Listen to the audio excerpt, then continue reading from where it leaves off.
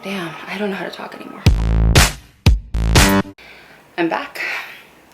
I have not done a video in a very long time, and there were a lot of different reasons for that. Part of it is just that the world is imploding right now. We're in the midst still of this COVID-19 pandemic, and it's not getting better. If anything, it's getting worse. The numbers are just continuing to spike, and our elected officials are not making good decisions about reopening. I believe they are more worried about the economy than actual lives, and it's been an issue. So in the midst of this pandemic, police murders of Black people have really come to prominence in the media, finally. And so the Black Lives Matter movement really became a focus of national and international attention. And so while I was feeling like making videos again, I felt like it would be better to wait a few weeks and let them give the spotlight. Not like I have a million people watching me and I'm gonna draw full focus, but I just, as a light-skinned person, it's not my place to, you know, do you know what I mean? Like, it's not my place to be talking or to try and center the conversation on me, and at that time it was all I could think of. If you're anything like me right now, I can't go to protests physically, so I'm doing what I can from my house, supporting Black voices and Black writers and Black creatives, and signing those petitions and donating to causes when I can. So that's how I am trying to help, not trying to make the focus on me, trying to offer support to those people that really need it at this moment in time. Let's get into the nitty-gritty of this video. I'm not well. So from the time I was born, I've had a lot of medical issues. When I was just a few hours born, according to my dad, they wanted to do open heart surgery on me because I had a heart murmur, what's known as, or was known then as, mild pulmonic stenosis. And my mom refutes this, but she also has a very bad memory, so I don't know who to believe. I'm just telling you what my parents have told me. And things just kind of have continued getting worse. I have problems with my uterus, I have problems with my kidney stones, I have problems with, you know, all sorts of things. But what has really been affecting me the past 2 years or so, longer, but like getting worse, is my asthma. I was diagnosed as asthmatic when I was, I think, 6 or 7 years old. And I've gone through years where it's been okay. And then I went to San Francisco when I was, I think, 22. And that weather was not great for my lungs. And then I came back and I kind of did okay for a while. And then about a year ago, a little over, maybe March 2019, I don't know what happened, but my lungs just gave up. For the first time, I had to take medical leave for an extended period of time. I think it was like a month. And it was not fun. And then I felt better in the summer, and then in the fall it happened again. Like right at the end of August, I caught a cold, and for most of, I would say, like, I came back, so most of like the end of September through October, I was on medical leave again. And it's just not gotten a whole lot better. I was working with several specialists, a pulmonologist and an asthma allergy doctor, but quite frankly, they were not listening to me, and they were really arrogant. I have had trouble finding lung specialists my whole life because the only ones I can find are men, and I have a history of just the worst male doctors. I always do much better with women doctors. I don't know why. I've heard people who it's the inverse, but for me, I have found a lot better care in the hands of women professionals.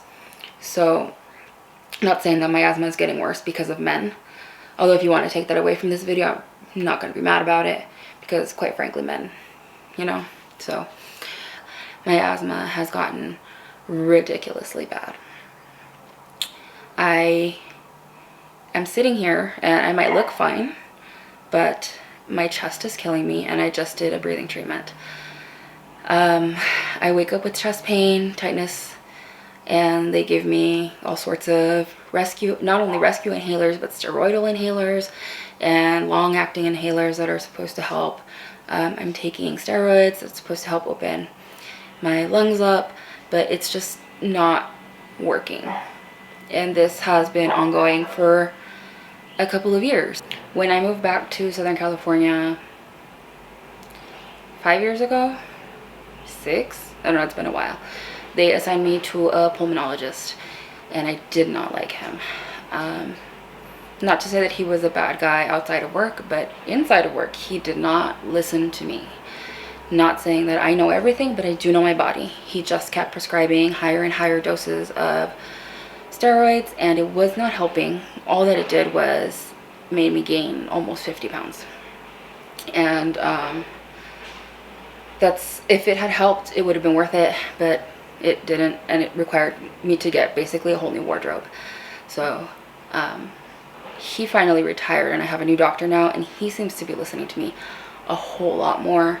He's doing different tests. He's actually listening when I say things. He's like, we're not really going to put you on any more steroids because it didn't work in the past. He has my chart. He saw that it didn't work, and I was still coming in constantly. So we're trying new things. He actually mentioned a surgery, possibly, if all of these tests show up nothing. So that's scary. But here I am on medical leave again. This time he pulled me for 2 weeks because at work all I do is talk. And it's freezing, and my lungs just gave up. I want to be good at my job. I want to help these kids who come in. And it's so hard to focus on that when I can't breathe. And sometimes not breathing for me means getting lightheaded. Sometimes it means coughing a lot. Sometimes it means, most of the time it means like a lot of chest pain and tightness. And it's not fun. It's not easy. And I feel like people don't believe me because outwardly I look the same. Asthma is not something that's going to show on my face or really anywhere else, except that sometimes I look more tired because my body is working overtime to get the oxygen that it needs. And so